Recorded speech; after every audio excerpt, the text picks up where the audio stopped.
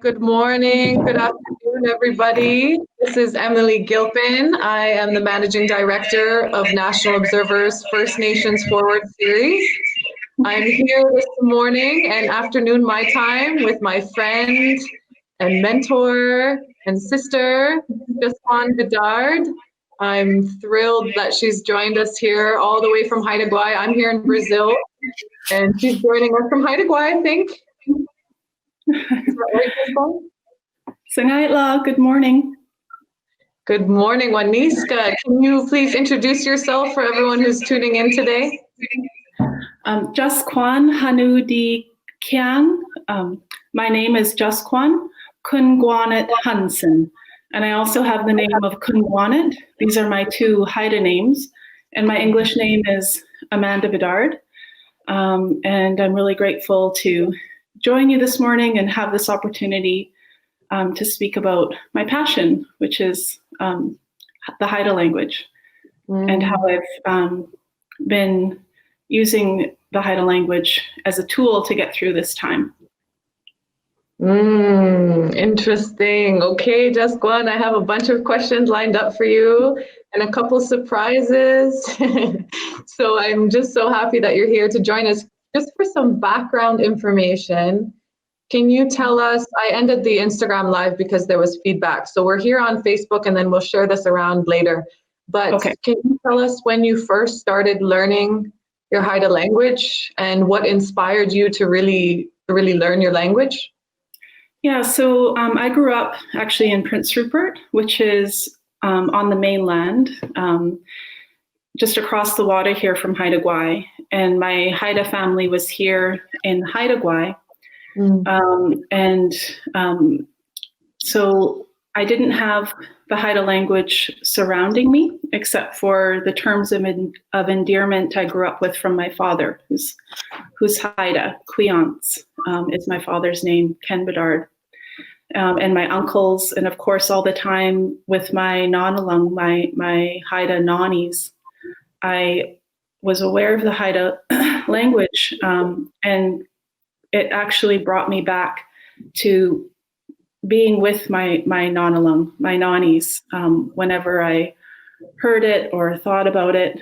But both of my nannies died when I was 10, 9 and 10. So my great grandmother, Sandlane Emma Matthews, passed away when I was 10. But the year before that, it was my nanny Skiljade, Phyllis Bedard, who passed from cancer.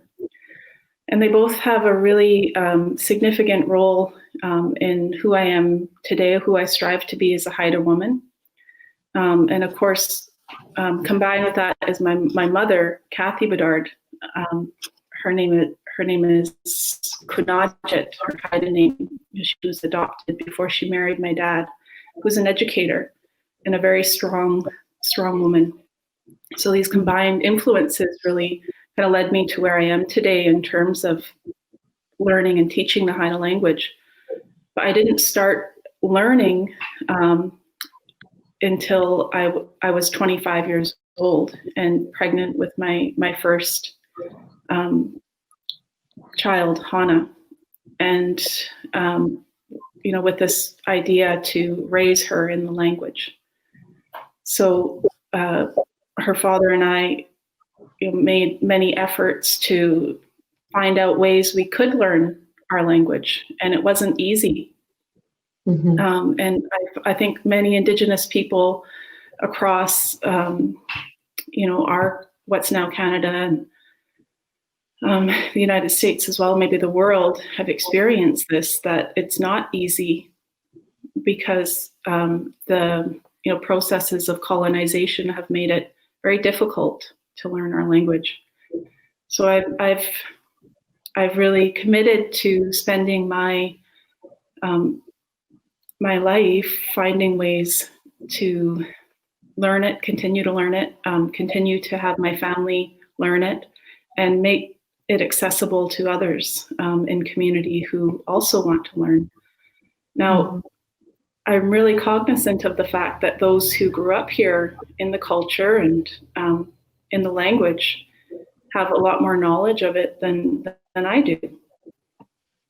And it's only through the opportunities I've been given, the privileges I have, that I've been able to be lucky enough to, spend a lot of my time learning it in the ways that I have. So I know that I have the responsibility then to use this, in ways that are productive. They're not the only ways. There are people who understand the language and speak it amongst their own family, and that's theirs. But there are those who really want, opportunities to understand and learn to be able to speak it. And if I could help with that in, the facets of my work, then I will, and I do. Hi. And Jaskwaan, can you tell me about the Language Nest program? For those who aren't familiar, you participated in the Language Nest program. What was that like? Did you find it effective?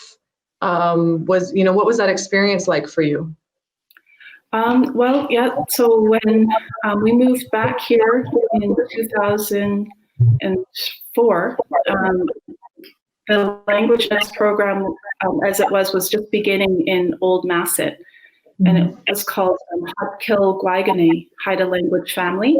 And so we were part of a group of young parents with our babies who wanted to, have opportunity to learn the language, and a group of really dedicated language workers. One of them included my aunt, Sharon Matthews, who is another important role model in my life. She was a part of this group, as well as many other community members who had gone over to New Zealand and who went to the Language Nest there. And that's where the original concept of Language Nest began. And so they brought that back here. And then it took a number of years to set up the programming. And we were so lucky that we were just returning home with our daughter. So she was in the Language Nest before she was speaking English. So the first words were Xaad Kil. And it was so lovely. And we were learning along with her. You're talking about Hannah. Pardon? You're talking about your eldest daughter, is that right? Because I'll bring up a photo. Right. Yes. Yeah, there she is. Hannah. So she was a baby at the time, and we were so lucky to take the opportunity to take her to the nest. And it was a program, that was kind of ran on grants. So it ran for a number of months, and then there was, that period in between grants. And we found that her English took off in that resting period. We didn't have the friendships we eventually built with elders at that time to go and bring her to be surrounded by the language. And our language was so, it was just very beginner as well. We were speaking baby talk along with her. And so what happened as a result of that is it really propelled me to work in community language programming, because I saw how it, the potential of if we had consistent programming, we could produce speakers, because I saw it right in front of me with my own daughter. So it did lead me on the path that I'm on today, which includes being a Haida language teacher in the school district with School District 50, Haida Gwaii. I'm a Haida language culture and curriculum teacher. And I also work with the community language programming, the Xaad Kil Gwaaygangee, which is the Haida language office out of Outlagay, Old Masset.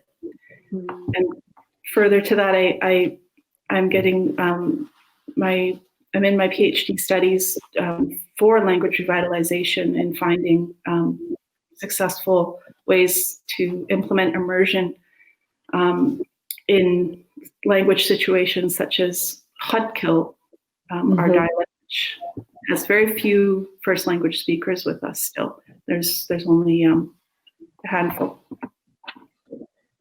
And just when I remember when I first met you, which was around this time, Yeah. this was when you were studying in Vancouver, far from your family, when you told me you got to get your nails done because usually at home you don't get your nails done too much because it's not good for fish. I remember one of the first things you told me. And I recognized you because of this. Well, I didn't recognize you, but I was attracted to speak to you because of this great big image you have on your computer. And I kind of scurried on over to you. I was like, this person, is this my new friend? I have questions. And then we got talking, and then I wrote an article, just kind of about some of the language efforts that you were involved in. And, when I got to visit your territories, your beautiful territories, we got to speak a bit more, and I learned about the SHIP program and other language programs. And so at that time, what have you been up to since then? What kind of language efforts have you been involved in? And especially now, during this time, I've been seeing some of your posts online. I've been seeing that you've been posting, little challenges for language learners. You've been posting little videos. So can you just give us an update on what you've been involved in lately? Sure. So that weekly challenge, that's part of the Xaad Kil Gwaaygangee, the Haida Language Office, and I'm really grateful to be working with them. I helped kind of form that office. When I came back from school, when you and I had met, I did go to get my teaching degree. And if I could just speak about that for a minute, just because it's so important to recognize that the Truth and Reconciliation Commission really put a lot of recommendations in the report when it comes to language, and one of them being language being offered in post-secondary institutions. But what I was in the situation of was I wanted to teach my language here and be certified in my language to teach on the school district level. So I went and I had my own language certification from the work that I've done in community. Mm-hmm. But to be on par with other teachers, you need to get a certificate, mm-hmm. through the proper channels, BC College of Teachers, and meet their requirements. But it's just the case that there are no education qualification programming that are, at the time that I went to school, that can certify people in an Indigenous language. So you have to do things like what I did and go away for school and be certified in something else. So I was certified in high school social studies. And I think that an unfortunate kind of building block, obstacle. And it's one of many that Indigenous people face when they want to find avenues to be a part of this process of strengthening our language. And I feel like I'm really committed to, smashing down those obstacles that continuously pop up. So that was, I almost put that out of my mind sometimes, like having to go away, because the process in itself and returning to school at a later age to get a teaching degree was difficult, and also seeing how other aspects of the TRC are being implemented, like including Indigenous content in all aspects of teaching certification. And understanding just the attitudes that prevail in Canada about Indigenous people still to this day was really hard and disheartening for me. Mm-hmm. So that was that.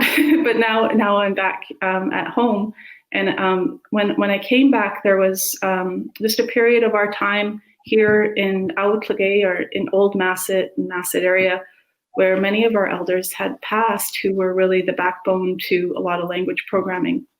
Mm-hmm. So, when that happens, it's really difficult to carry on, especially if some key players leave. Yeah, this is my mentor, Primrose Adams, the late Primrose Adams. She passed this January, and she She taught me the language that I know. So when I did come back, there was not a language office in operation. So I've been a part of the rebuild, and to this day we have this Xaad Kil Gwaaygangee, which represents the the old Masset language efforts. Although there are other efforts that happen individually, as I had mentioned, but the language office really strives to offer opportunity, offering language classes, and we partner with actually SFU, and I instruct along with Dr. Marianne Ignace beginner language classes. So we're in our 4th right now, and because of this time, it's moved to an online platform, which actually has presented a lot of interesting challenges, but also opportunity. And as a way to keep myself motivated as well as focused on other things, I've turned to language practice and study here at home. It can get so busy, and I found this actually as I entered the Xaad Kil language world of work. After the language nest with Hannah so long ago, was I could be working all day in language, but not be learning or speaking or practicing. Because it moves from that platform, which is so beneficial and grassroots, to needing to write a grant or needing to write a report for that grant, or finding ways to coordinate people and writing emails, and then all of a sudden almost none of that is done in the language. And of course there's a shift to that the more competency that is built, but I do get into that rut. So with this unprecedented time, there's more opportunity to kind of dive into sound files that I haven't gone back to listen to find ways to share.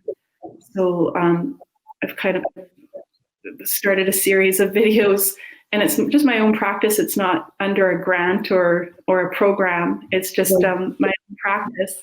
So I've done some Haida Language news segments. I was just in the language. It was just something I was thinking of as a fun way to challenge myself, to see how long I could just speak freely about what I know is going on in Haida Gwaii, and for people to see.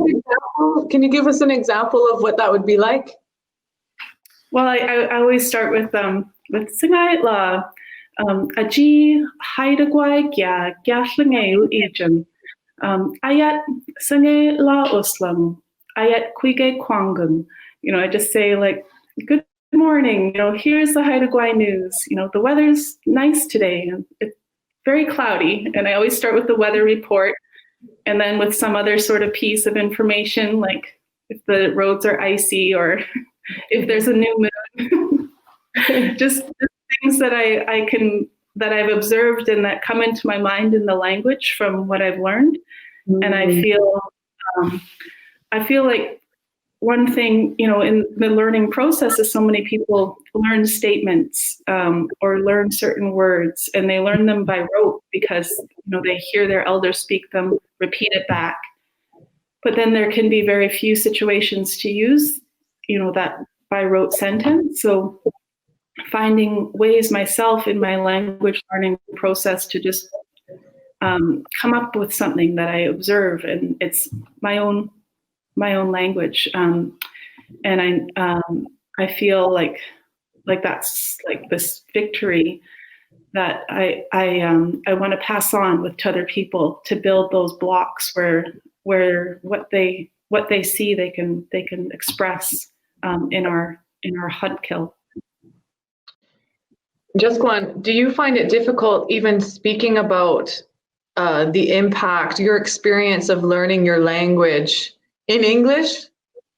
Do you find it difficult speaking, like, what is it like to live and speak and embody not only these languages, but these completely connected, but perhaps you can explain better, but contrasted worldviews.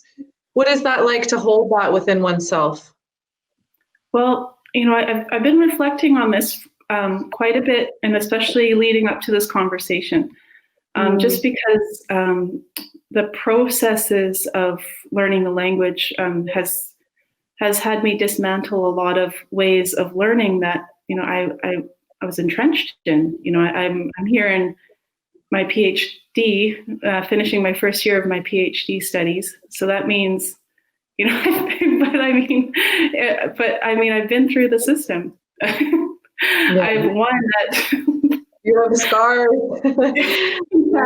yeah, and the system isn't geared for Indigenous ways of thinking, and so I grew up in a different way of thinking than my language. And many of us have, many more so than others. Like, I have to acknowledge that about myself, because that's what learning my language has taught me, that I need to unlearn a lot of different ways of thinking.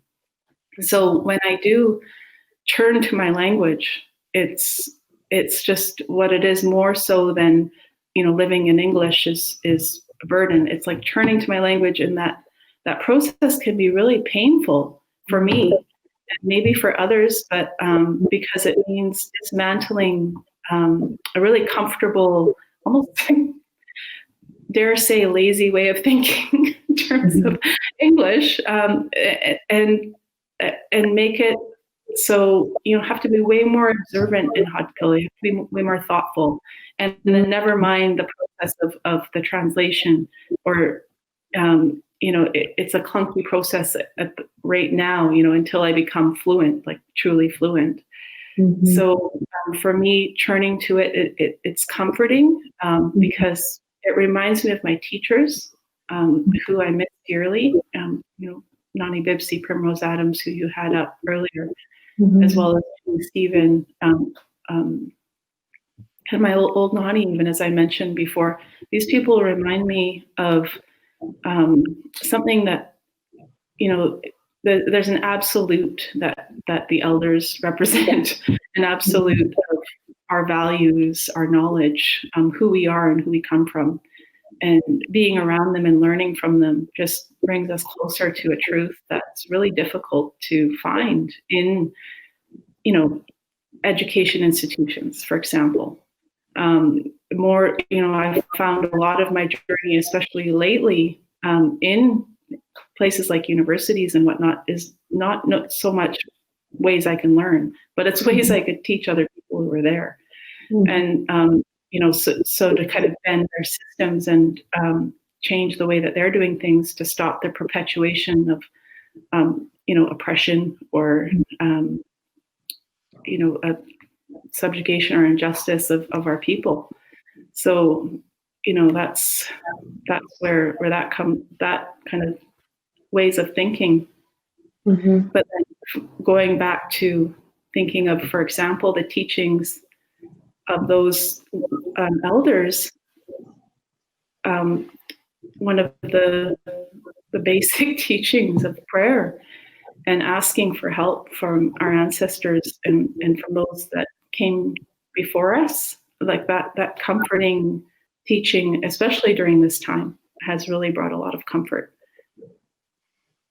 Yeah, that's what I wanted to ask, because you spoke about times in your life that you've turned to your language, which hasn't always been an easy process, if ever, but turning to your language for healing, for direction, for guidance, for laws, for remembering. What has it been like specifically with this COVID-19, very recent global health pandemic? How have you turned to your language? What has that process been like for you? Well, as I mentioned, the first thing is prayer. And I was having a very difficult day early on in this COVID-19 pandemic. I was alone. Just the circumstance had me alone. So being alone with your thoughts during this time is hard. And my children and myself had gone through a stomach flu, and it was kind of like scattered. And at first, it was like, oh, it was something, you know, my son ate, and yet it turned out like it went through us. But at the time, it was like, is this the illness? Is this COVID-19? Because everyone was in fear that, you know, this was right in March, right when everyone started putting out the self-isolation guidelines, the wash your hands, the bleaching of the groceries, like the extremes that people were going to here and everywhere, because the fear had just hit. And so I was in that state of just worry and fear. And I got a call from a friend of mine who's on OMBC Council, the Old Masset Village Council. And she said, Jaskwaan, you know, we have a request of you, and you could, you know, turn it down if it's not something you're comfortable with. But can you write a prayer that our emergency relations team can say at the beginning of each of our meetings? She said, and she had tried, she was a student of mine in these SFU classes, so she had tried putting together some lines of prayers that we've used in class, and asked me to look it over. So I had a baseline, because things like writing a prayer as a student, as a relatively young woman, it's something, you know, our protocols and the way that we are as people, I would never think that I would be the one to write a prayer. I would go to an elder. It's not that's not necessary, you know, it wouldn't have been my place in any other time in history. But being in the position I am in as a teacher, as someone literate in the language, in terms of, as I do write a lot of the language, and just being accessible, right? A lot of people who have knowledge maybe aren't as accessible, like they're not, you know, maybe they're overstressed with questions, or they're in terms of, or they're concentrating on their one job and then their family, like, because that's how you survive, right? Because if you give too much of yourself, then what's left? But I feel like I made a commitment at one point in my professional career that if anyone asked me something in the language and I could offer it, that I would, because that's one thing that I feel I can give back from my opportunity of learning. So I took a crack at this prayer, and it's on the Council of the Haida Nation website, but I've had so much feedback, so many people thankful for that, and I've in the process of doing that, it made me get out of my state of worry and anxiety, because I had a skill that Well, it looks like we've lost Jaskwaan, but she should be back any minute now. Here she is. Sorry, my internet connection. That's okay, we're back. The last that I heard was you had a skill that you could offer, that you could put to use. So it kind of changed your spirits. That's right. Yeah, yeah, and in that way, I'm thankful. So I share, and in producing those, they've just provided a lot of joy and lifted my spirits, and I'm thankful for that. Hi. Can I ask you? I'm going to do something now. I'm just going to show a photo, Jaskwaan, and then if you can just share any thoughts around that photo, if you can explain the photo. I'm a journalist, so I'm creepy. I creeped you. I'm going to share a photo, and then if you could just let me know. Oh, you've cut out again. Well, anyways, here she is back. My internet. That's okay. So can you explain what's happening here? Okay. New York Klage gu itjad hana uijin. Tada Swanson slew New York Gweel Hangjugen. UN, United Nations gu Gusuken. So this is my daughter Hannah, and she's in New York. This is 1 year ago, and she is speaking at the United Nations. So she traveled there and spoke at the United Nations Forum on Indigenous people, and she spoke in our language. And so I'm incredibly proud of this moment and of my daughter. Can you explain what's happening here? So this is Alangslang, and this is on the northwest coast of Haida Gwaii. The English name is Lepus Bay. And this is the site of Haida Gwaii Rediscovery. It's a program that's ran since 1978. And this past summer, we had a Haida Language Immersion program out at Alangslang. And there were 40 teachers, elders, learners, babies, young people, a mixture of all different ages who came and spoke the language out the space and I helped organize that immersion, and it was just a bright spot of my my entire year last year. And my daughter Hannah was there. Elder Dolores Churchill, Ilscalis, she's lives in Ketchikan, Alaska, but she's from here. She's Algittans, so she was there with us. So we were really grateful to have a fluent speaker join us, as it's very rare for our programming in this time. Yeah.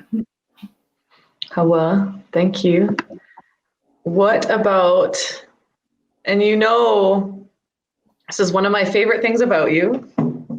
I crush on you so hard because, seriously, Jaskwaan, I crush on you so hard. I have so much respect for you because, you're a mom, you speak and learn and live and dance and fight and struggle and, rework yourself in this relationship with and in your language, and I've known you now just about 3 years, but I've seen how you ride the waves, from afar, from periphery, from my own lived experience. But I have so much respect for you in what I've been able to witness.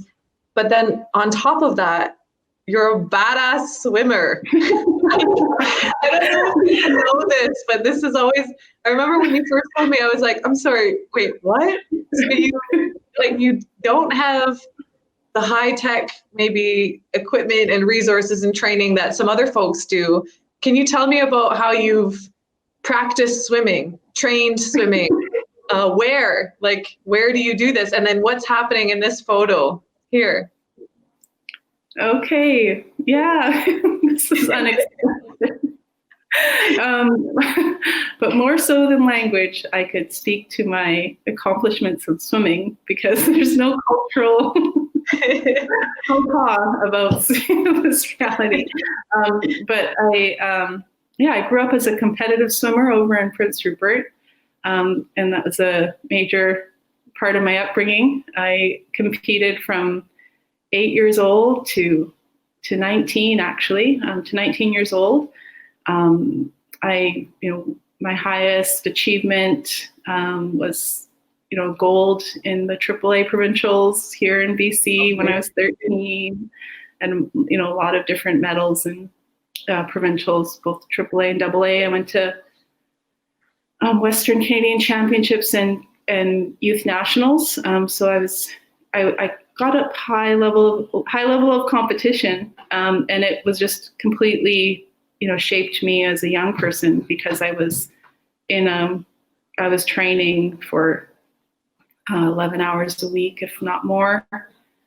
And so it was really difficult for me when they closed the pool here in Haida Gwaii in 2008. As I had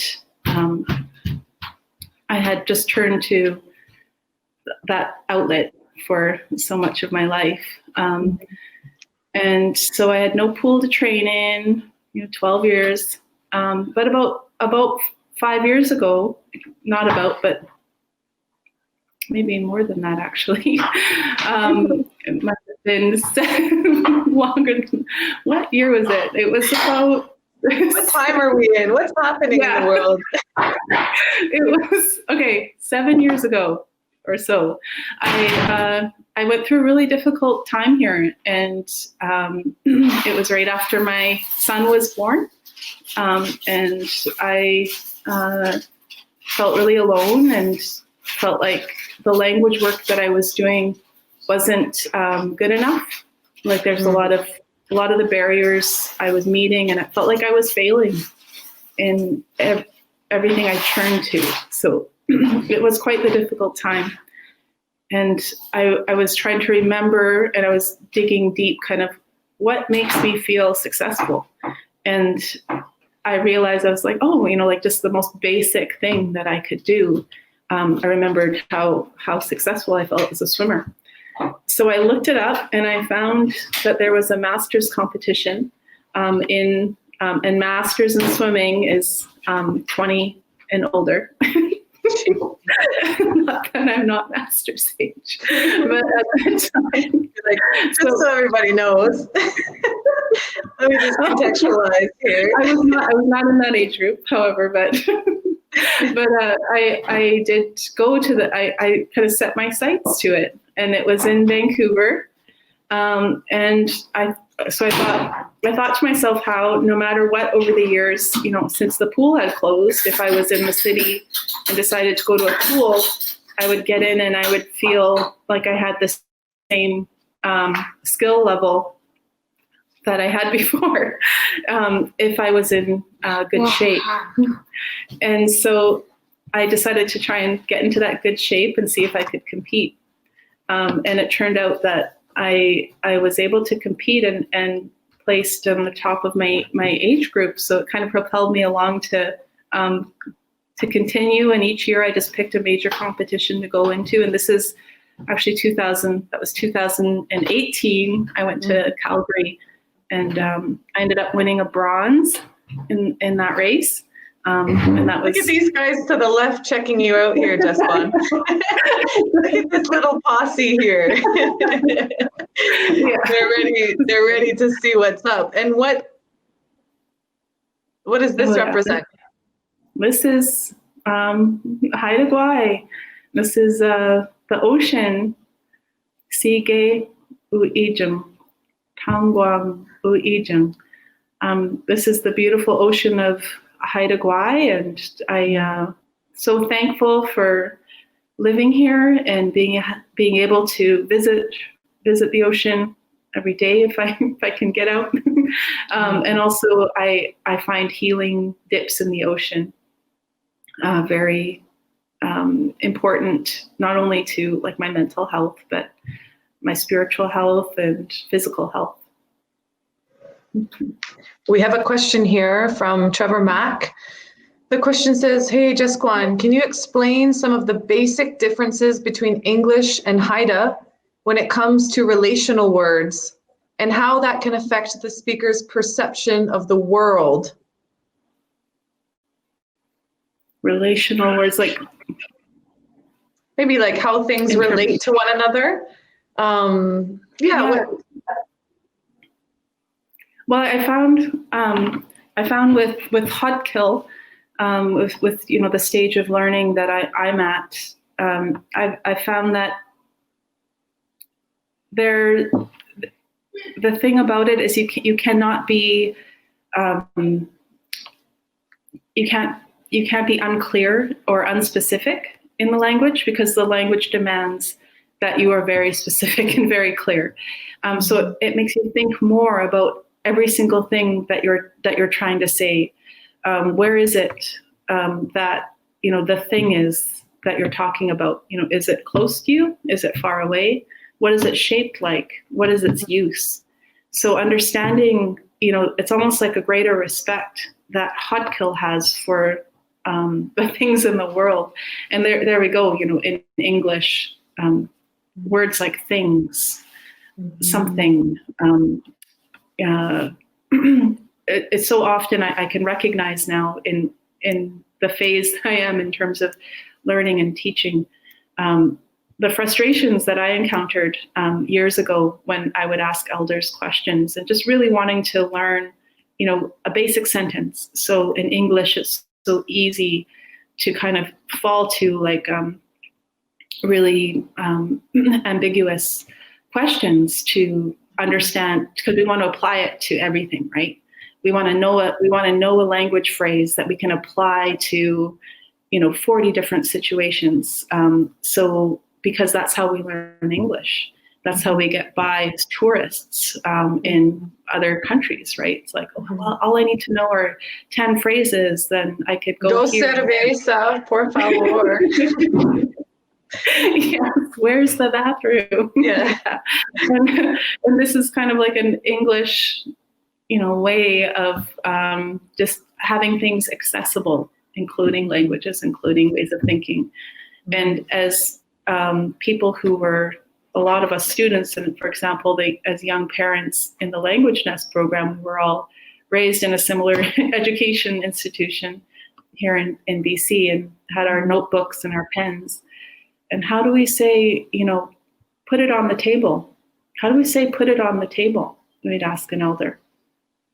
Well, what are you putting on the table? Who are you asking? And that's how, you figure it out, because you can't just have an it very rarely.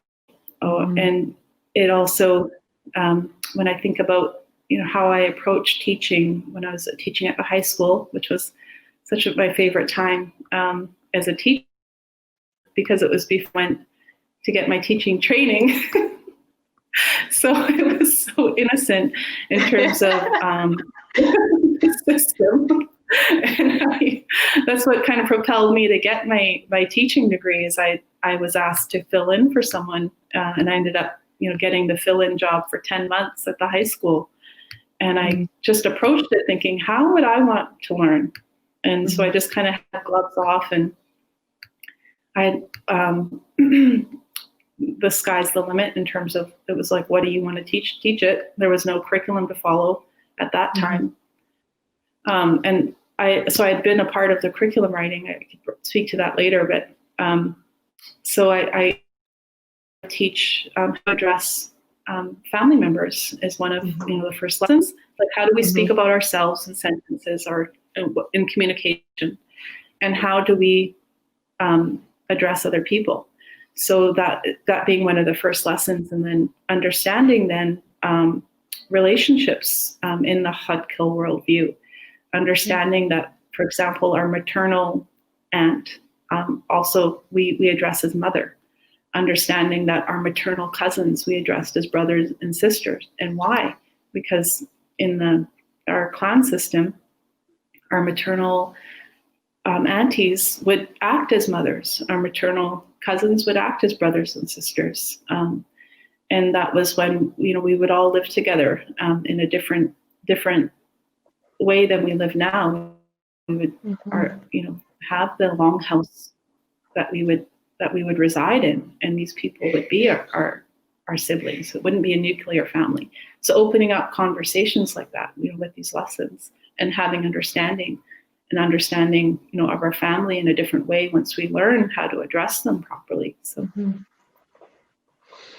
Thank you, Jaskwaan. I mean, I'm here in Brazil, right, speaking Portuguese, and I know you speak Spanish as well, and so they're related. But Portuguese, of course, and Spanish are both colonial languages, so there's only so much difference you can really compare to English in a sense. But something I find interesting here in Brazil and with Portuguese is that there also is no it.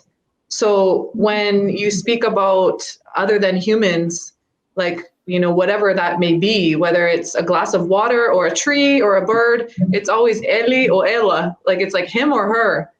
So, when someone touches a tree and they talk about, ay, ashkeli ting años. I think he has 80 years.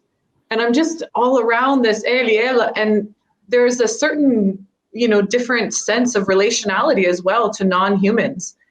Even just in that slight change, just taking out it, which just really sterilizes, whatever it is that we are referring to. But thank you for sharing that. You've touched on a couple things that in your language, in your experience, embedded in the language exists your clan systems and laws and protocols and values. So how can you look to the Haida language in this time, or all of us look to Indigenous languages in this time for knowing what laws and protocols and values we need moving forward? Because we're in such a transformational time. So have you been embedded in that process? Have you thought much about that? And then afterwards, we do have another comment or question for you. So let me know when you're ready for that. Hello for that question.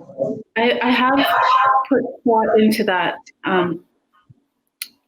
One thing I feel strongly and that has really come out during this time is just how closely we as Indigenous communities do follow our laws and values. And through COVID-19, I'm not sure if you've seen just the reaction that Haida Gwaii leadership has, showcased to the world, just what lengths will take to protect our island and our precious elders. So these values of yakudang, respect for our people, all people, for our elders, and we're doing it in a very respectful way. There is a lot of anger out there, and I understand it, and it's completely justified. But we're being very firm. The leadership is showcasing in a very respectful way, as these are our islands. We have autonomy here. We always have, as Indigenous people, is it the Haida Nation? And we are exercising that autonomy by telling people they are not welcome here at this time.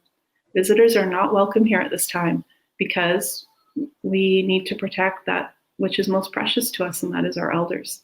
And so, we have our values, we have our Haida laws that are consistently turned to through, our governance structures, through a lot of ways that we do things, like everywhere else, there's a lot of work to be done. There's a constant big machine that we're fighting up against. And that brings me to my next point. How can Canada, how can BC move forward in a way that recognizes and respects Indigenous values? Now is their time to truly do that. They need to change the way they're doing things. They're paying people, like oil is negative value. The way that they're doing things in this country in terms of resource extraction, what they're still doing on our islands here, they've allowed logging to continue as an essential service. So we still have to see the disgusting, log barge float away in this ridiculous process that BC can't seem to get itself out of in terms of clear-cut logging. They're living in an archaic, destructive colonial mentality that this is the only way things can be done until it's all gone. It's ridiculous. And this time in our world is showing us that. Mm-hmm. So now is the time for the leadership of BC, the leadership of Canada to change the way that they do things, the leadership of companies to wake up. It's not our time to move forward and continue to turn. Like, we will move forward, we will continue to turn to our laws, but we can't continue to do it alone. We can't be the ones upholding what reconciliation is continuously, and providing and paving the way for a respectful way of interacting with each other. Because if you to look at throughout history, in terms of the relationship between governments, companies, and Indigenous governments, we see a way of doing things where people are holding themselves up to a certain standard of how you treat other people, how you move forward. And unfortunately, it's not, BC and Canada who are showcasing that ever. It's really quite a farce, when they often can hold up things like, the Jade Canoe at the Vancouver International Airport, or Haida Language Nest, the national park, how that's continuously held up as Canada, when on the flip side, they trample over our rights. We continue to have reserves. Looks like we've frozen for a minute here. Just while we're waiting for Jaskwaan to get back, I just want to repeat something she said, just in case, it's one of those louder from the back moments, but in case BC and Canada, she said BC and Canada are living with archaic, colonial, destructive realities, right? Creating these colonial, archaic, destructive realities. And, when speaking about logging, speaking about extractive industries. And so this conversation has been really, really important to have in this time, especially with these last few years when so many nations have been pushing back against, massive industrial projects that have been threatening their territories. Just to name a few, you have the controversial Kinder Morgan expansion pipeline, right? And that faulty and just horrendous and offensive so-called consultation process.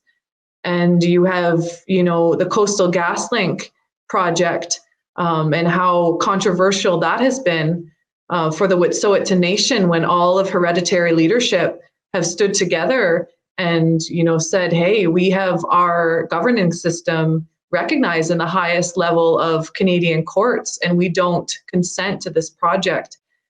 And those are just a couple projects. We have Taseko Mines trying to push through mining exploration in Tethkotin territories as well. So the list just goes on and on. So yeah, Jaskwaan, thanks. I was just saying here that I just wanted to have like louder from the back when you said that BC and Canada are kind of demonstrating archaic, colonial, destructive realities, and projects. So if you just wanted to finish that thought there, and then we have another question for you from a community member here. Yeah, Hawa. Yeah, just that they have opportunity now to move forward and do things differently, and it's a choice that needs to be made. And I believe that it will take courage, and it's possible. I sit across the table from people sometimes, understanding that they're in positions who, ultimately make decisions, and who is it that they are serving. They have a choice to serve. Many people in this province, in this country, want change, want justice for Indigenous people. Many people don't want the destruction of our lands and resources to continue the way it has. So, it takes a choice of leadership to choose to serve those people, not companies, not, a few shareholders. And it will take courage or just intelligence and passion. Here's a question for you, Jaskwaan. Have you had to adapt your competitiveness, for example, in your swimming, to complement your work with the language and community? And then, of course, Hawa, for the important work that you do. Hawa Tyson.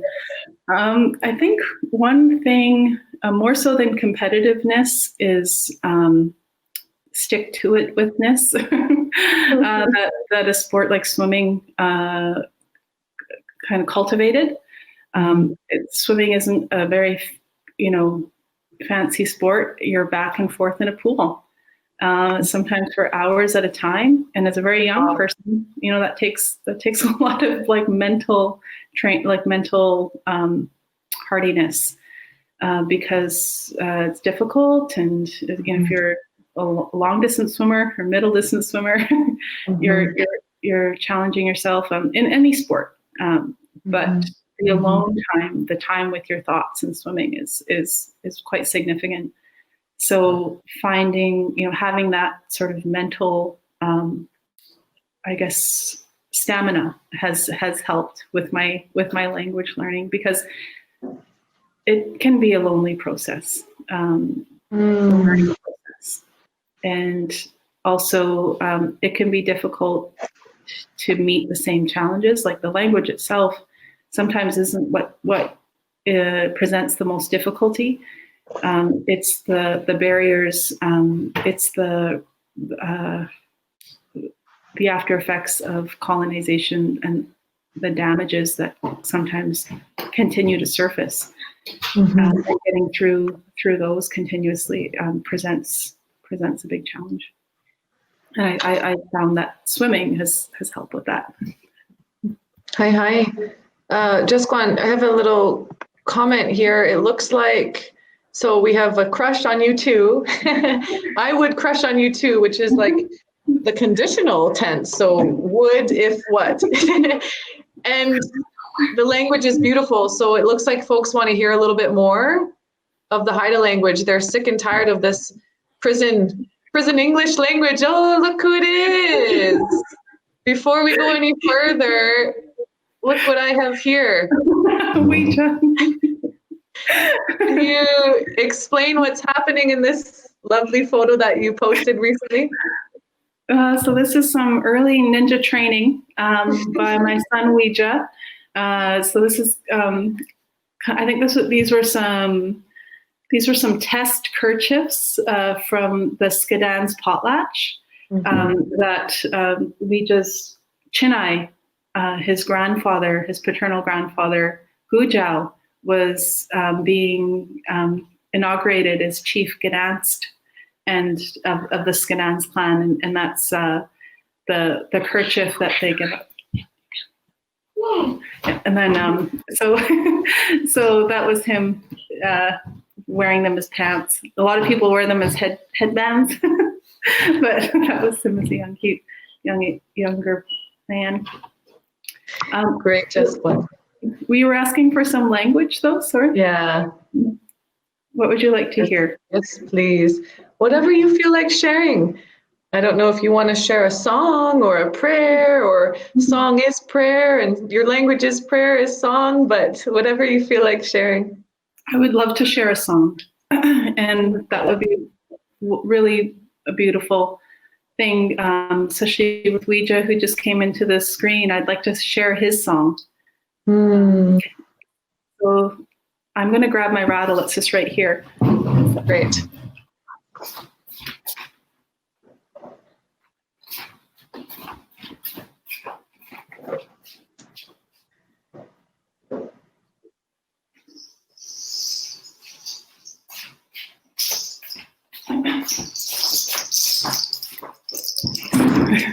So this song was written Vern Williams Jr., who was on yesterday on your stream.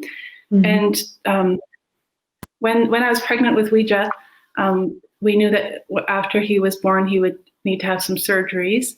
And so, I wanted to have a prayer to sing for him and for us during that time. And I still use this song whenever I need a prayer. And Chinny Stephen Brown, who passed in the year Ouija was born, he got to meet Ouija. He was Ouija's dad's teacher, Jolin, and my teacher as well, a really close friend of both of us. And he translated the song. And it's Creator, our love, our prayers, our child. We are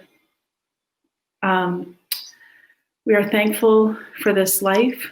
We ask you for strength. Challenge is the gift that you choose, but we are forever grateful for this life.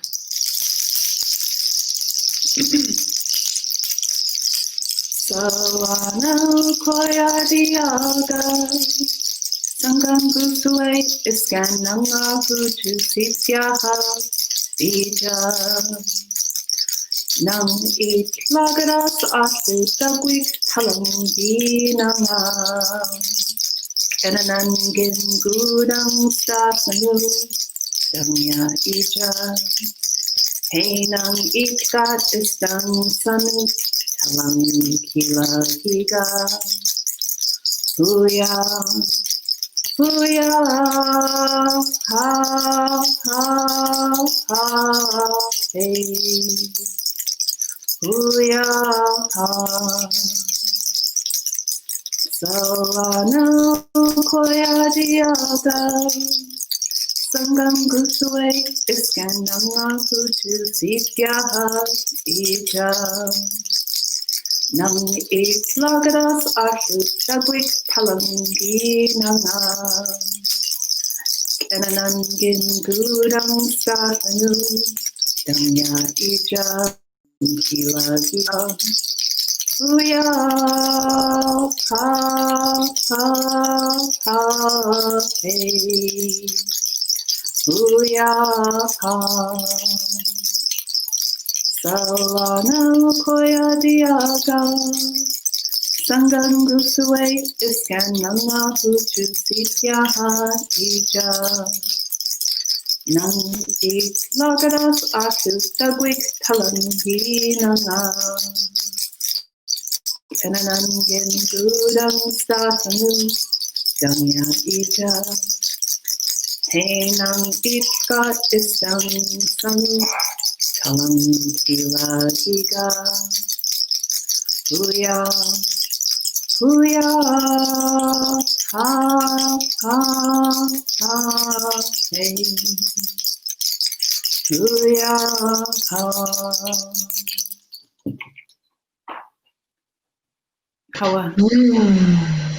Hawa Whoosh. Powerful. Thank you. Very beautiful. I don't even want to talk anymore. I just want to slowly slip away and go. Yeah. Okay. I know how I feel after that. Can you tell me again who wrote that song? Who composed that song? Salang Lay, Vern Williams Jr. He was on yesterday with you. So he's a great friend, and I commissioned him to write the song. And then Chinny Stephen Brown, Xaad Kil Gwaaygangee, the late Chinny Stephen Brown, he's the one who translated it. So. Oh, what do you feel when you sing that song? I feel calm. I feel powerful. I feel, thankful for my ancestors and thankful for my teachers. Jaskwaan, is there anything else that you want to share as we kind of wrap up? One of the things that I've been asking folks and just been thinking about is, I really feel like we're in a very transformational time. We're in the stage of metamorphosis as a collective. And I'm just wondering, like, we're in this time of cocooning where we're co-creating the futurity that we're stepping into right now. So in terms of your relationship to learning and sharing and teaching your language and Haida language and the work that you do around making more space and talking about the importance of Indigenous languages, and you've said to me before, our language is not dead and it's not dying, it's alive and it's being spoken and it's being lived and embodied. But in terms of this futurity that we're stepping into, do you have any words around that? Do you have any words around how perhaps Indigenous languages can play a part in the stories that we're telling? How we can, you mentioned learning from past mistakes and making more room for Indigenous laws, and also having non-Indigenous folks abide by Indigenous laws and look to Indigenous laws and respect Indigenous laws. Just wondering, it's a kind of long roundabout way of just asking if there's anything you want to share. Yeah, thank you for that. I think one thing I've thought of, and I alluded to it earlier, just in terms of even my skill set in walking up through the education system as it stands, instead of it being how do we fit our languages into a system? It should be this time can now offer in multiple platforms, like not just in language, because language is representative of so much, right? It's one aspect of a really big web that encapsulates what it means to be an Indigenous person, not having your language doesn't mean you're not an Indigenous person, or not being an artist or a singer or a beater or carver. We all hold each other up in this web, so although I'm not the best at slicing fish, nails are done or not, I had to say that because of your opening. Because you don't want to give people the wrong impression here. I could be way better, and I feel like we're all. No, she was getting through. These pieces are connected. Oh, am I frozen? Or am I here? You feel like we're all in this web holding each other up, and what colonization and the processes that we still live under in what is BC and Canada here have done its best to kind of pull apart that web, because that's just the nature of kind of Western thought, is needing to tear everything up and put it in little categories. So, we have language, kind of wound up that web into the education system, for example. Although it's leaps and bounds, it's doing its best. Mm-hmm. But I think now the opportunity is in the other courts, in the education system, in BC policymakers, in the way that those things are done, to acknowledge that taking apart the web, is no longer acceptable. So, how do we learn our language? How do we, teach our culture, properly? Well, let's make it so it's not like, how does that fit into a classroom setting? Let's make the first priority, how is it best done for us? And then, this opportunity of changing the way that we teach, of changing the way that we regulate hunting and fishing, of changing the way that we extract resources. Now is the time, I'm not talking about we Indigenous people, I'm talking about BC and Canada, because I feel like in this transformational time, there's an opportunity to build a relationship that's truly meaningful. Mm-hmm. Like, I want to believe the best in people. It's so easy to look at the news and see what's happening south of the border and find all of these examples of horrendous examples of humanity. And that's not my reality. It's not the reality I want for my children. It's not the reality of the people I meet and connect with. They're wonderful people in the world.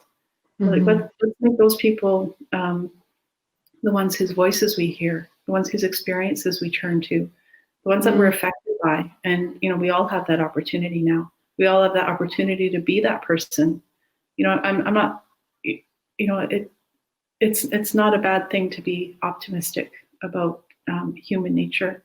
And that's what I hope for. And moving forward, that we will choose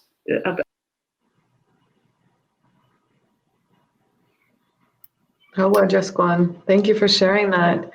I think it just makes me think about how nature is optimism.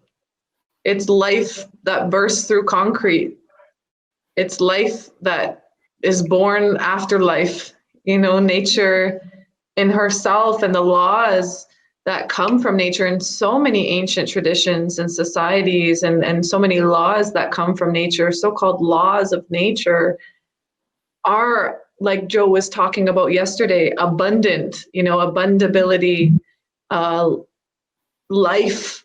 It's the life that bursts, not the destruction, not these archaic, destructive ways of being and relationships. So thank you for speaking to that. We have a comment here. Loss of our Indigenous languages is a painful part of colonial trauma, and reviving and revitalizing them is a part of our healing. Thank you so much for this important conversation and shedding light upon the issue. Has that been your experience, Jaskwaan, revitalizing? I don't know if you use those terms, but living with your language, has it been a part of your healing? And have you seen healing happen around you in those who are also grappling to learn their language? It has been a part of my healing. One thing I'm quite aware of is collectively we are still in a wound of the loss. Mm-hmm. And so I don't say that lightly. And there are those who are so strong, so thriving, the elders in Skidegate, the Skidegate Haida Immersion Program. My daughters, Nanai Walganot, Diane Brown, who teaches her. Here up north, there's Haida Huth, Rhonda Bell. There's Candace Weir, her husband Kit Gulang's Christian. There's teachers all around who are strong. So there's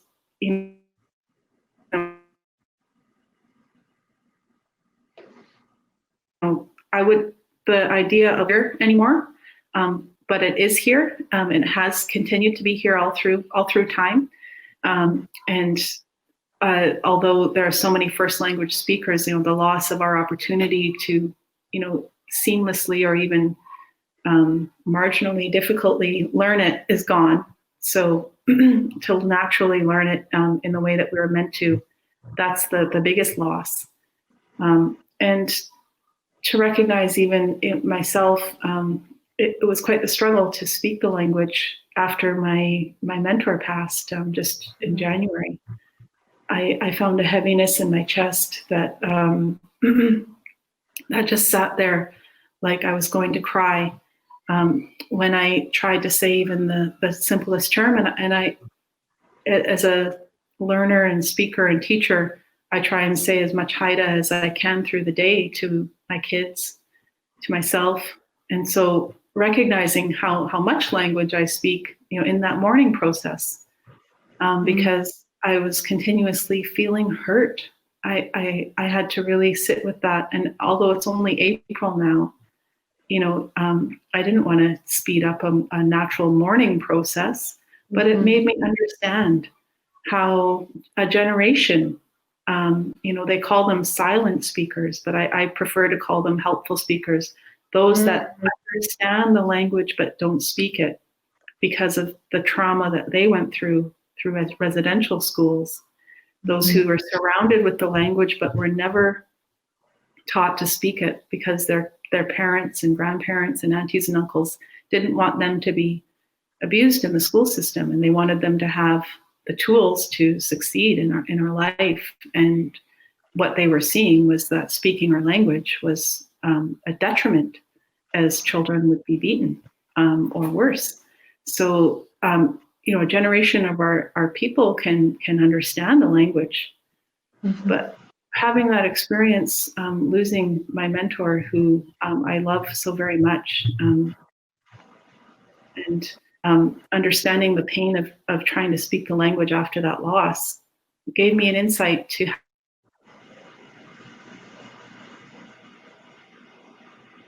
how, although they understood the language, if they're asked to speak, they remember their loss, and that's attached to the language. So it's more than just language. It's so much more. And just on the kind of the tip of the iceberg myself in terms of meaning, but I can have empathy and understand. That's still ongoing. It's not like colonial trauma ended. For a lot of people, it continues to live on, and I recognize that. And so it's sometimes just saying the most basic phrase for someone is an incredible act, because they are facing not only, they're facing not only their own issues with the language, but they're facing their memories of those that they've lost, who the language represents. So that process was, I'm still in it, but I'm continuing to learn. I believe that we're all have a responsibility, to those who went before us to honor them in all different ways that we can. And some of that means, going through that pain. And for some, that's just a privilege, because there's only so much people can take. And I'm constantly reminded of my privilege. I've worked hard for where I am, but I feel I've been given a lot of tools, and I'm very responsible, or very respectful of acknowledging that, I have this luxury of learning my language, of going through this learning process and being supported. Whereas many, don't have that not ability, but opportunity. And so I want to continue to create those opportunities, because process and part of understanding is more than just, learn this vocabulary and then apply it. It's going through all of that, all of those.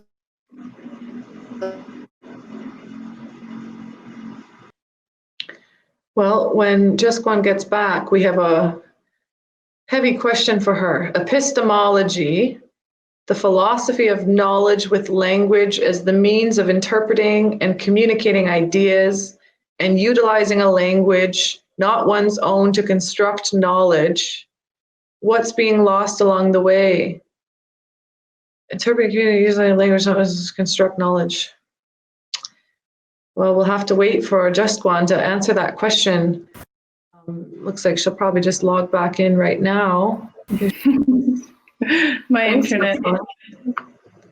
That's okay. We have a pretty heavy question for you here, if you're up for it. You can help me try and understand and answer, but here we have Jaskwaan. Epistemology, the philosophy of knowledge with language as the means of interpreting and communicating ideas and utilizing a language not one's own to construct knowledge. What's being lost along the way?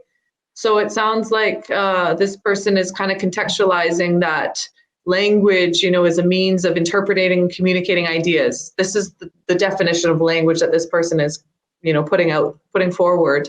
So if we're doing that, if we're trying to interpret and communicate ideas in a language that's not our own, what are we losing along the way, or what can become lost? I don't know if you want to answer that question, or if you want to answer, something connected, which is, what can't be translated for you in English and in your language? Like how does that translation experience work for you in your work? Can you hear me okay? I can, yeah. Yeah, so just in terms of, it's always a really tricky game using English, because it can just be a little wormhole into colonization. And words have been used against us as Indigenous people for centuries, English words, and English interpretation.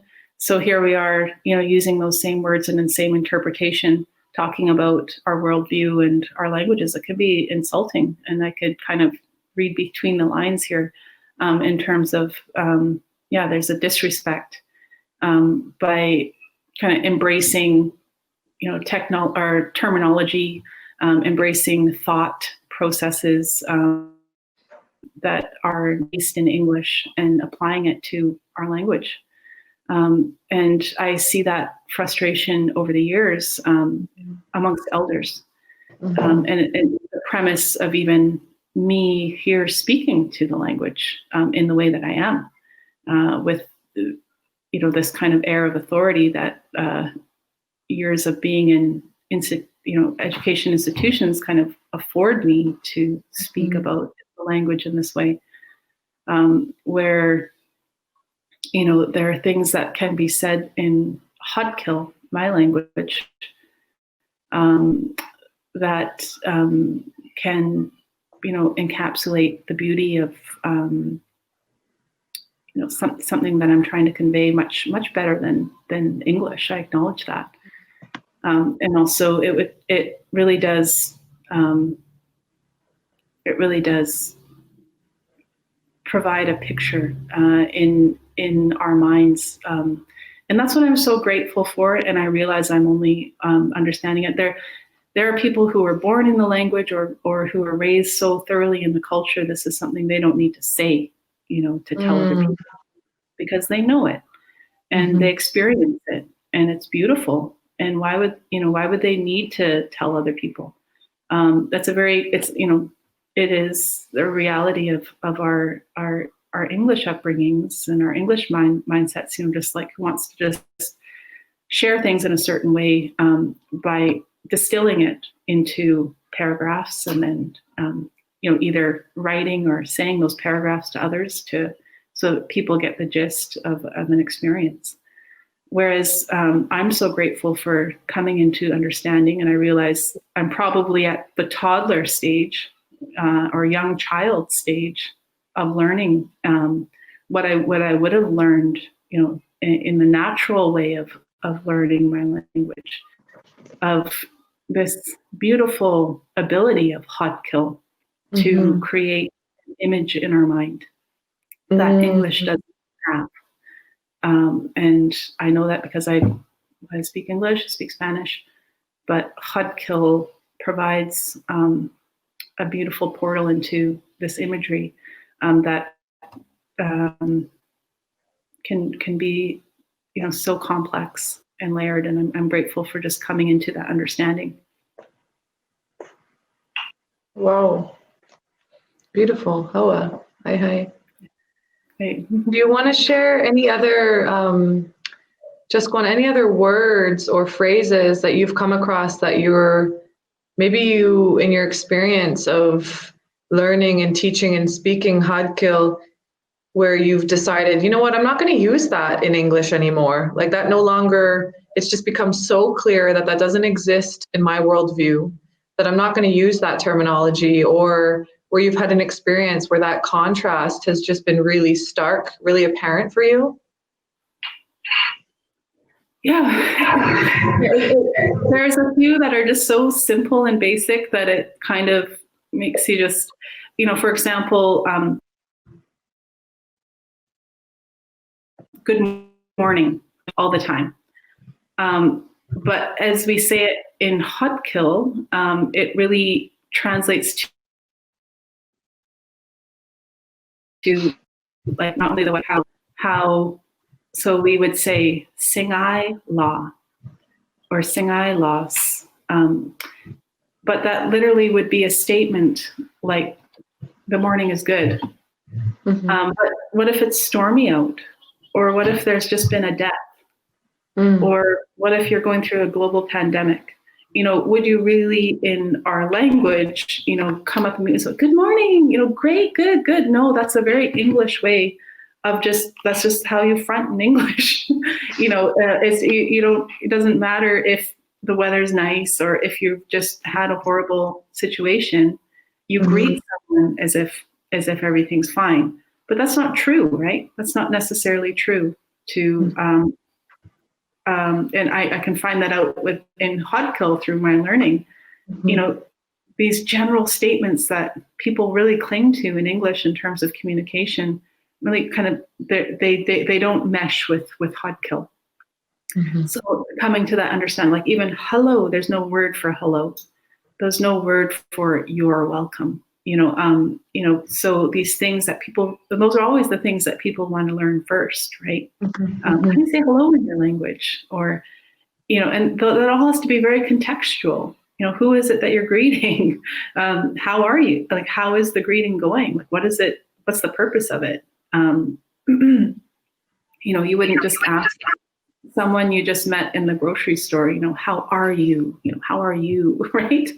But in English, and then translating that into Xaad Kil too is really, how is your being? So, but we're just tempted to translate these things into English. So understanding that and being really cognizant of how to communicate, not generally, and that's the biggest lesson, So throughout my day, when I use the language, is I need to face that in myself, right? Has there been anything about this conversation for you that has been representative of the restrictions, limitations, or differences of the English language? Well, I'm comfortable communicating in English more than Xaad Kil. Xaad Kil, I probably could be in an hour conversation, but I wouldn't, at the point where I'm at right now, wouldn't be able to communicate to such a degree. But I do. I'm not sure, actually. That's a good question. Thanks. Well, maybe you can think about that. I'll give you some time. But we have another comment here. Jaskwaan, do you want to read this comment? I know that you might know who it's coming from, and you can read it and then respond if you like. Okay, this is from Kunjadas. Adina Young. She says, I have such an appreciation for our language. To take our language with us to leadership tables, there are words and expressions that colonialism are not familiar with. Our language keeps us connected as we move together in a colonialist society. Is however for that. I'm thankful for your input. And Adina is a political leader in our community with a real passion for language. She was in the Edge of the Knife, the film in the Haida language is Shaya, and since that experience, I've been really honored to hear her speak, and her passion for the language is something that gives me a lot of hope and happiness. Frozen. Hope and happiness, I think, is what that last thought. Let me just read this again. I have such an appreciation for our language. To take our language with us to leadership tables, there are words and expressions that colonialism are not familiar with. Adina, if you're still listening and you can hear me, do you have any examples that would be interesting to share? Hey, Jaskwaan, you can just, do you remember where you left off? I just about how I'm thankful that Yes. Adina is with us on our language canoe. Did you hear that part of my little canoe analogy? No, the last thing I heard was the efforts that she's put into learning and speaking and sharing. Xaad Kil has made you hopeful and happy. I heard that, hopeful and happy. Yeah. And then it Yeah, and I made the analogy that we're all on a big canoe, a language learning canoe together, and there are many of us, and we all take turns in different roles. So, if you feel comfortable speaking to it, Jaskwaan, the fact that there was a full-length feature film completely in the Haida language, can you tell me a little bit, did you play any role in that in terms of sharing the language, teaching the language? What was your participation in that? And then what was that like for the communities living on Haida Gwaii in general? Like, did people come together? Were there a lot of moving parts? What was that like to get that full-length feature film out into the world? Yeah, so I played a minimal role. I'm really grateful to those who made this humongous accomplishment happen, and it came out of a small project at a UBC originally, and there was a story writing workshop here in Haida Gwaii, and the previous iteration of our language society, that time it was called Haida Language. Everyone speak Haida. They held the workshops. And actually, the kid's dad, my ex-husband Jalin Edenshaw, and his brother ended up winning this contest of writing a story for a film. And it was the same group that, so UBC was in partnership with the same group who produced The Fast Runner, Atanarjuit. Just the name of their production company just left me, but Isuma Productions. There it is. And they so that was the beginning. There was a team who ended up churning those original story concepts. There was a group who won the contest. Jalin Edenshaw, Edenshaw, and Graham Richard worked on creating their stories into a feature-length film script.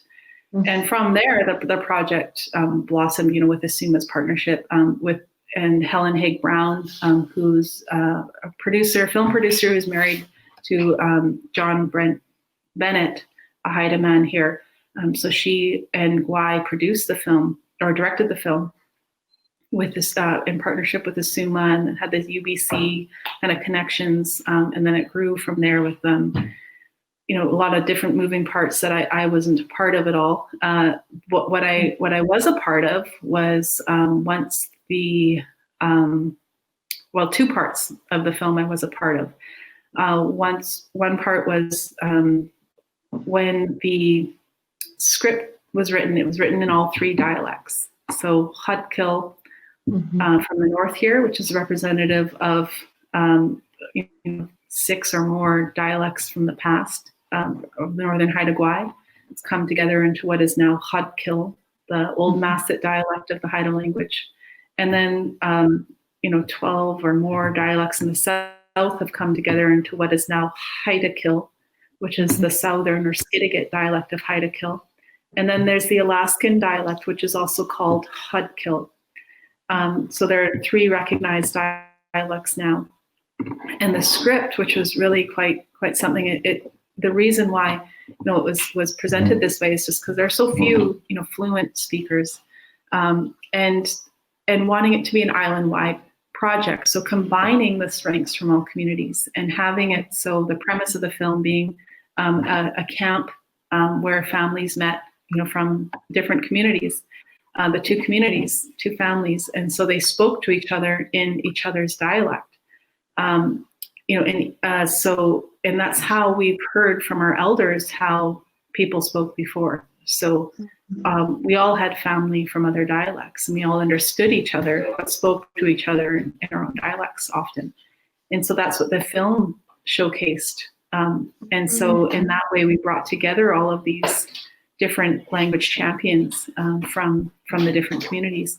And I was able, in the work that I've done in terms of fluency and writing the language and hearing the language, able to come together in the script writing process, where the elder from Skidegate, Gwaaygangee, would listen to the lines as they were spoken in Haida Kil, and then because they're translated separately, so coming together to make sure how they were translated would be the way that they were speaking to each other because of the English pollution, in the process, right?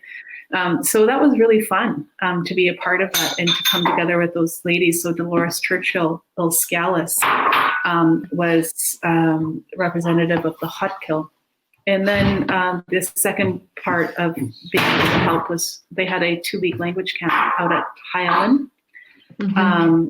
and which is language, which is right by Tau in the north here. And so actors would be practicing their lines, and they had different language teachers and workers come and help them and assist and by coaching them. And because this was the time that I was getting my teaching degree, I was rarely home, but I was able to help with that language camp as well, which was quite fun, and having a close relationship with Gwai, just emails of just questions about Xaad Kil throughout the process. I know he had a lot of resources, and I was one of many, but I felt like it was fun to have a small hand in such a wonderful production. And my daughter Hannah was over helping with costuming, and became part of the crew. And her name was even on one of the awards, the many awards the film ended up winning, as part of the costuming crew. But it was a beautiful thing, because there are very few opportunities for speakers or learners to just hear the language flow. There's a lot of digital resources, a lot of tapes that have been turned into CDs, or digital files now, since there's not even CDs anymore. But not having those fluent speakers with us just to speak around us. So that dialogue and film, and being able to see younger people speak the language, so the younger actors like Adina there's William Russ from Skidegate, there's Trey Rorick from Skidegate, these people, Hila Gujau, people who were our age, because I've had that experience too. When I first wanted to learn the language, I'd never seen anyone my age speak. So when I first joined the Language Nest, and at the time Candice Weir was the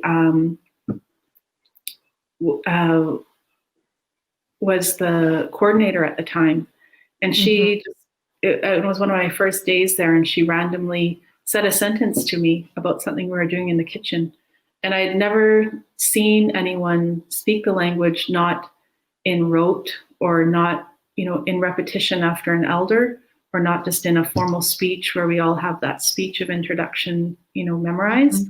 And I was so taken aback. It was one of the moments I'll never forget, because it was like, she's my age, and she's speaking the language, and I can too. And that, from that moment on, I'll always hold her up.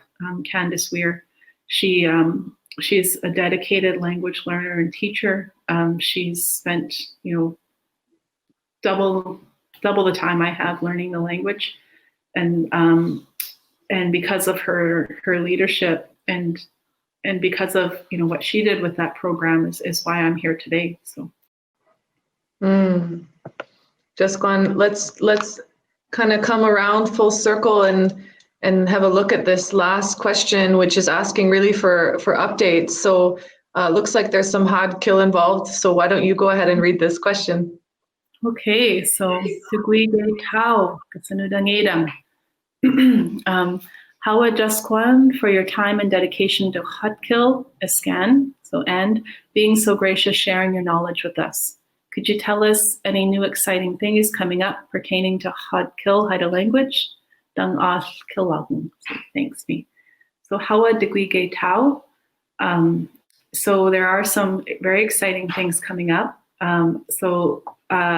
The old Masset First Voices is a project that's been kind of on the wayside for a number of years. So there's been the Skidegate First Voices app, which people can access, and that's been available for years. But hasn't been the Xaad Kil, the Masset version, available. And so that's being worked on this coming spring, the rest of the spring into the summer.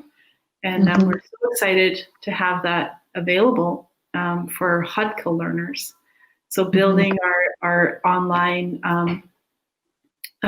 resources, so people who are learning from afar in our urban centers have access to being able to just look up a word. And right now there's just been barriers for learners who aren't here.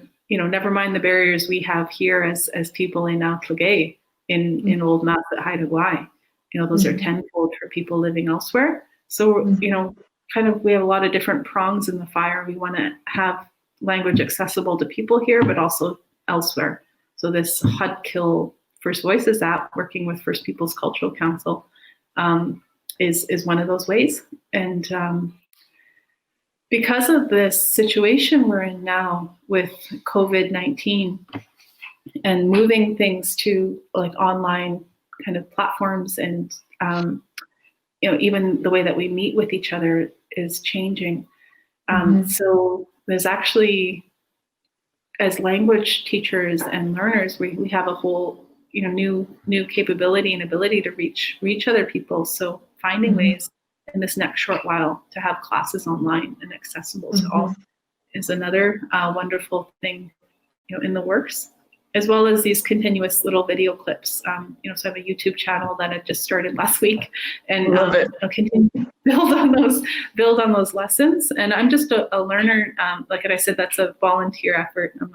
No grant money was spent in the disclaimer.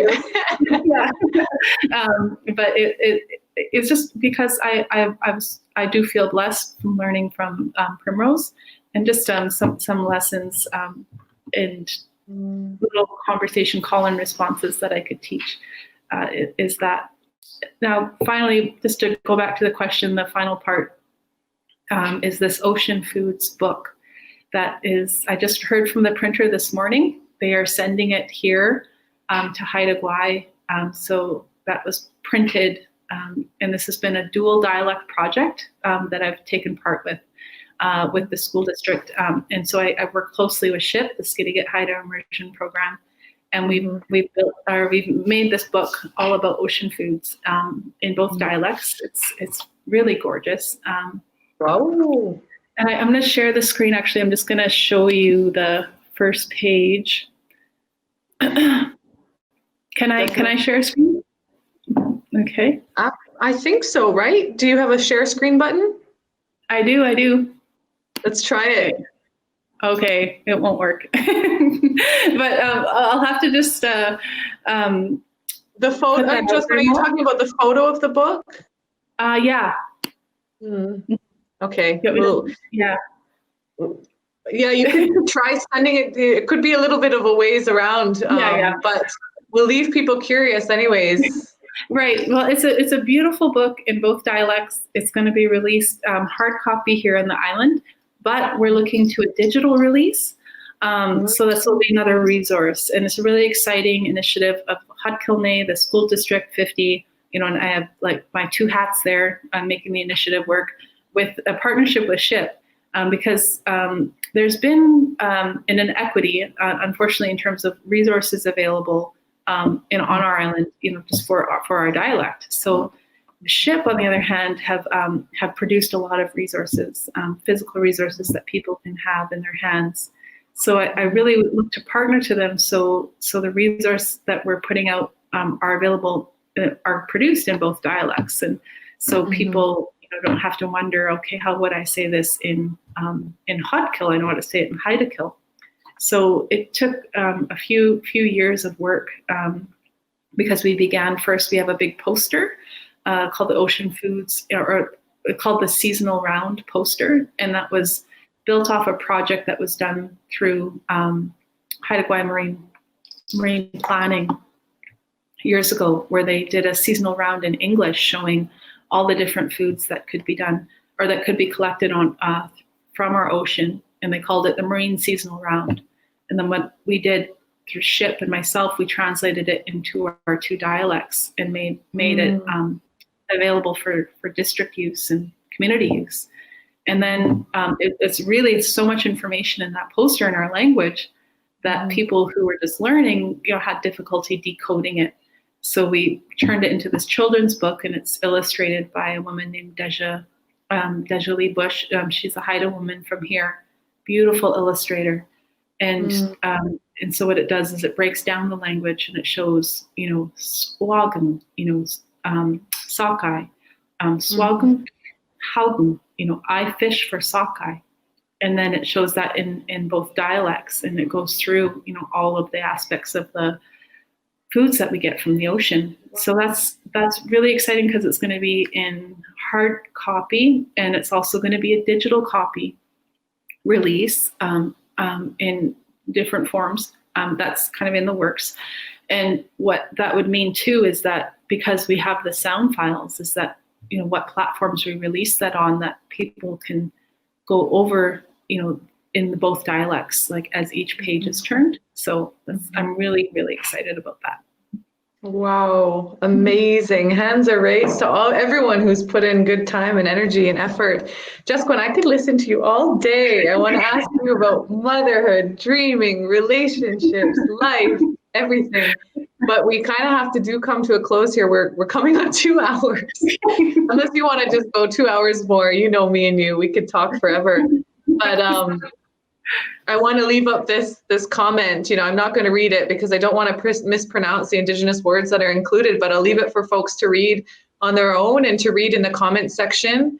I just want to really give my deepest gratitude for you to accept the invitation to join me here today. Even though we're very far apart, I always feel connected to you. And I'm so grateful that you've taken the time to, out of your busy schedule to, pencil us in and share some of your good thoughts and reflections. And I know it's not always easy to talk about, this experience of learning and speaking and breathing life into your language. So I'm just really grateful for everything that it's taken for you to show up here today and to share with us. And yeah, I'm just so grateful for all the work that you do. And I find you very inspiring. And I think, maybe others do as well. But I just wanted to raise my hands to you all the way here in the northeast of Brazil. Missing you, grateful for you. And if you wanted to share anything else, Jaskwaan, otherwise, if you wanted to share a song, if you wanted to speak more, the folks who are enjoying hearing you speak might be grateful for that. Whatever you feel is right. Hi. Thank you so much. Hawa, I'll speak and sing a song to end. So Hawa ditui dan kengeash andi hangelden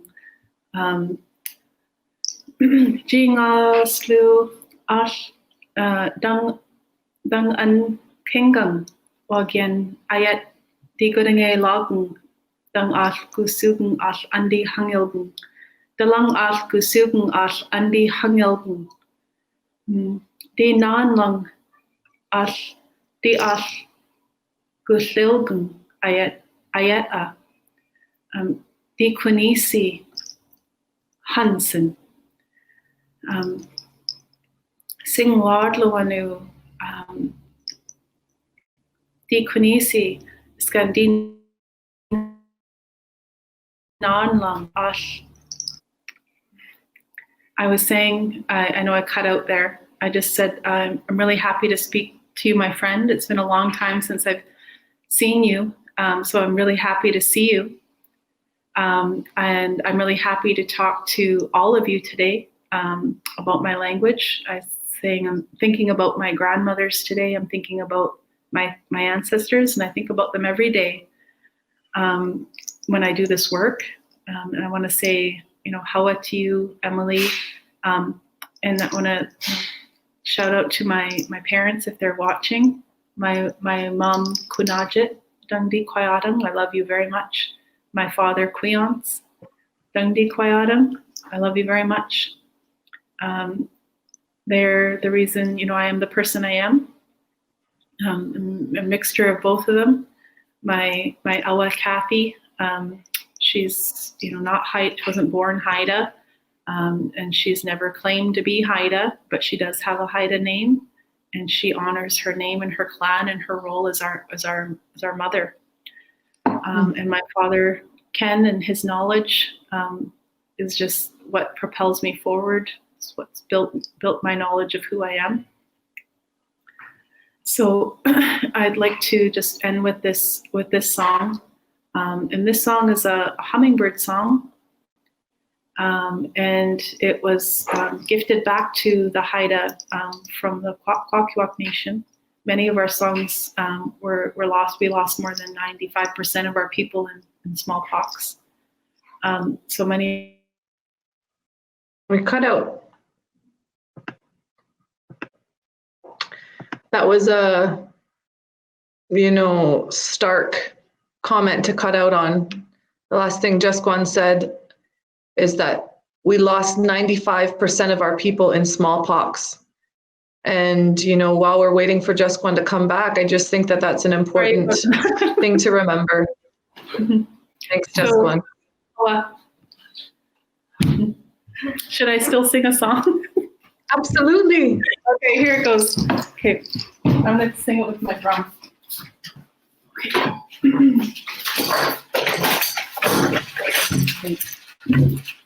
This is designed by Jolly Shaw, his 2 sculpin design. We are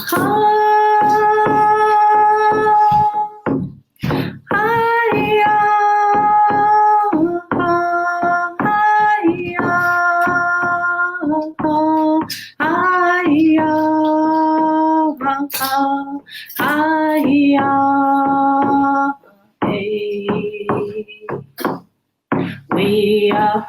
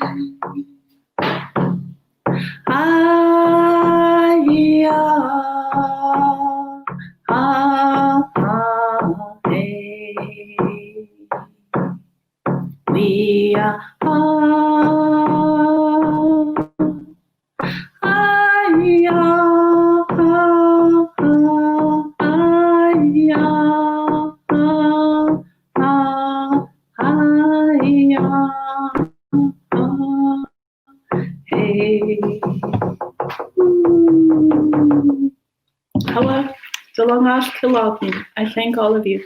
And Hawa, Emily, Xaad Kil Gwaaygangee, I thank you. I've enjoyed this morning. Hi, sis. Thank you so much. Thank you to everybody. Thank you to everybody for tuning in. So grateful to have spent this good amount of time with Jaskwaan Bedard, a dear friend and inspiration, a mentor. For me, she is the representation of, for me, she is such a strong woman. She's a strong presence in my life. And so I'm grateful that she was able to share some of her thoughts and her songs and her good medicine today. And thank you all for joining us.